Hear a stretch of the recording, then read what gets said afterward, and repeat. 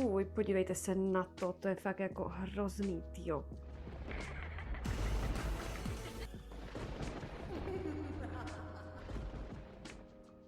Ahoj normíci, tady Terry the Dark a já vás vítám u mého dalšího videa na mém YouTube kanálu. Dneska si ukážeme, jak odstranit panenkám Monster High z vlasů kyanoakrylát, respektive je to lepidlo, kterým trpí kdejaká panenka. Vlastně tohle je jedno z nejdiskutovanějších témat jednak mezi zahraničními sběrateli, ale převážně i mezi českými sběrateli. Hodně jsem narážela na články a různé příspěvky na Facebooku, kde se lidé ptali na nějaké účinné metody, jak to lepidlo panenkám definitivně z těch vlasů odstranit. Hlavní hvězdou dnešního videa bude moje nová panenka Abbey Art Class z roku 2013, kterou jsem si teďka nedávno pořídila a byla ještě zabalená v krabici. A když jsem tu panenku rozbalila, tak mě tam čekalo jedno takové nemilé překvapení a to byl bohužel vylitý kyanoakrylát.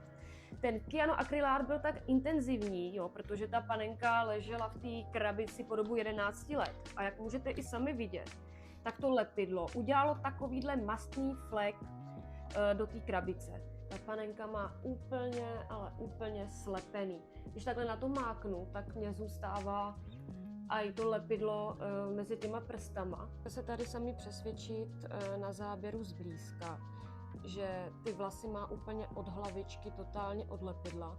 To lepidlo se postupem času začíná bohužel uvolňovat, pokud panenka třeba někde leží v krabici, jakože takhle naležato. A my si v dnešním videu ukážeme, jak to odstranit. No a teď se pojďme společně podívat na to, co všechno budeme na celý proces potřebovat. Jako první budeme potřebovat odlakovač na nehty s acetonem. Já osobně používám ten od značky Lilian, který se dá bez problémů sehnat v jakékoliv drogerii, třeba v DMku nebo Tetě. Potom jar na nádobí, trošku sypkého prášku na praní, plus nějakou nádobu nebo starý hrnec, který už běžně nepoužíváte a ten bude sloužit na koupel vlasů. Dále kousek potravinové folie, odličovací tamponky, varnou konvici a na finální závěr balzám na vlasy a šampón na vlasy. Já budu ale používat fialový šampón na vlasy, protože tu mám Abbey a právě fialový šampón je na eliminaci žlutých tónů. Vy samozřejmě můžete použít jakýkoliv jiný šampón na balzám na vlasy, co máte doma. A to, co je jasné, samozřejmě i hřeben na vlasy. Já používám dva typy. Jeden originální přímo od Monster High a druhý tupírovací hřeben pro jemnější práci s vlasy. Před celým procesem je určitě dobré si panenku kompletně svlíknout. Tak před tím procesem já si ty vlasy ještě takhle trošku pročešu. To tak vypadalo.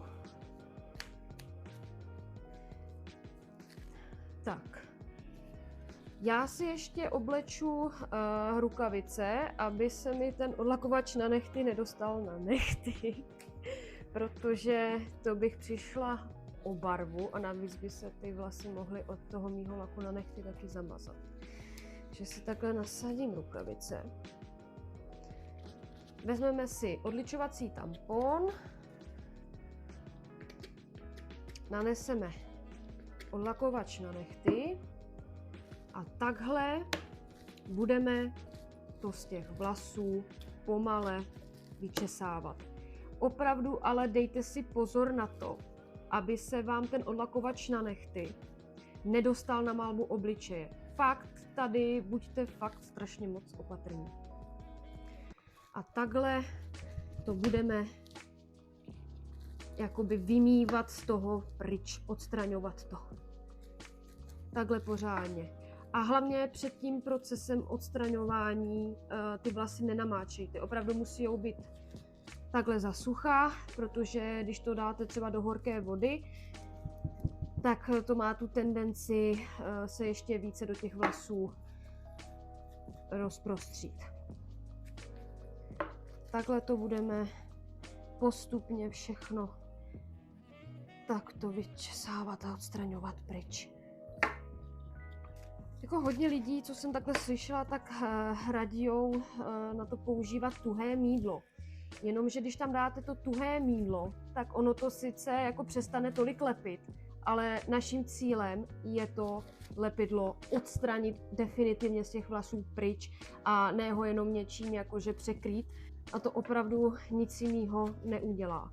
Jako existují určitě i jiné přípravky, ale ty jsem dále nezkoumala, tohle je mnou ověřená technika.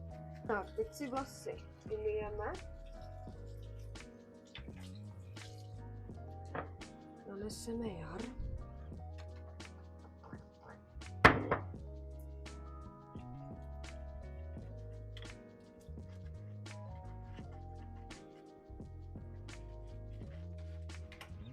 Přidáme prací prášek.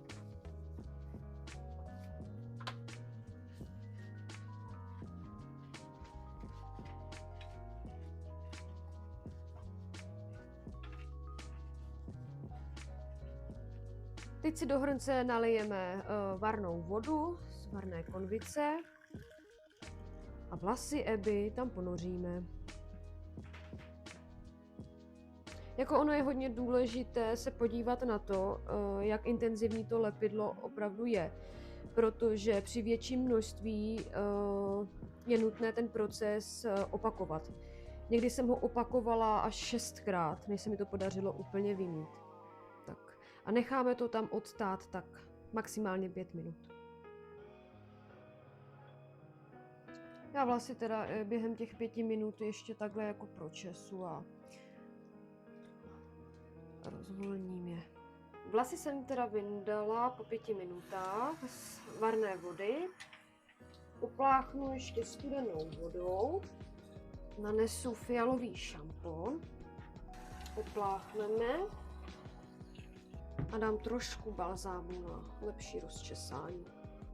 Tak, teďka si vlasy důkladně rozčešeme a vzhledem k tomu, jak jsme to vyčesávali tady těma tamponkama s tím acetonem, tak ty vlasy se zachumlaly, ale abychom nepotrhali ty nylonové vlasy a jak tady hlavně Abby má tady tyhle ty třpitivý pramínky, tak já na to nejprve používám ten Monster High hřeben, protože on má ty silnější zubatý štětiny a na finální verzi používám tady ale to až bude pěkně rozčesaný. A začínáme ty zachumlané vlasy rozčesávat od konečku vlasu, abychom neponičili ten pramen. Takhle pomaličku pěkně od konce a směrem potom ke kořínku. A takhle opatrně rozčesáváme. Fakt opravdu jemně, abychom to nepotrhali. Jinak těm vlasům se opravdu nic nestane, pokud se k tomu budeme chovat s úctou a s pečlivostí. Tak a teď si vezmu tady abych toho zabrala víc. Tak a tady všechno už máme po tom procesu, vlasy úspěšně zaschly a jak můžete vidět, žádné lepidlo se tam nenachází. Když vlasy takhle prohrábneme, nikde nejsou lepivé. Tady můžete ještě vidět, jak to vypadalo předtím pro připomenutí.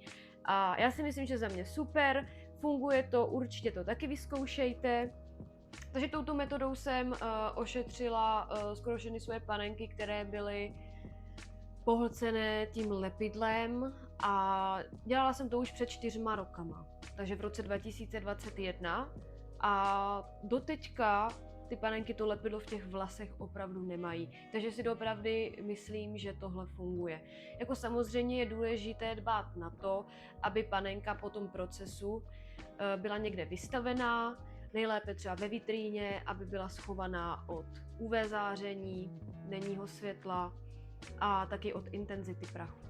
A v dalším videu návodu bych chtěla ukázat, jak třeba panenkám vlní vlasy, anebo mi napište vy do komentářů, co byste rádi chtěli vidět, co se této kategorie týče.